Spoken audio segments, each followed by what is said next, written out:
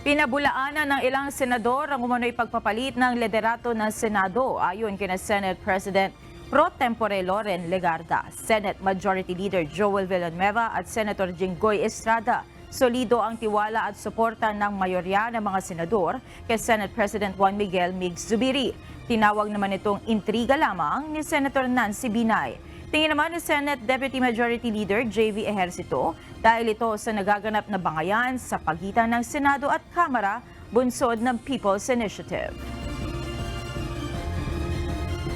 At syempre, meron tayong hindi pinagkakasunod sa House.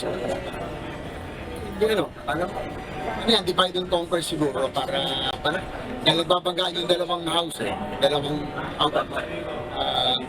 dalawang houses. Malalo na talagang magkakaroon nito na. Pero sa ngayon, talaga ito mahirap palitan si Senate President Zubiri. Wala akong nakikitang possible na pwedeng bumalik sa kanyang pwesto. Ayon naman kay Senator Zubiri, wala siyang nalalaman na plano ng kanyang mga kasamahan na patalsikin siya sa pwesto. Gayunman, pinauubaya na anya ang desisyon sa mga miyembro ng Majority Bloc. Naman, there's a concerted effort to discredit the senator. Nalaman ko pa yan last week pa. So sa amin, trabaho lang kami. Just focus on the job at hand and will not lose sight of the most important thing is to help the Filipino people.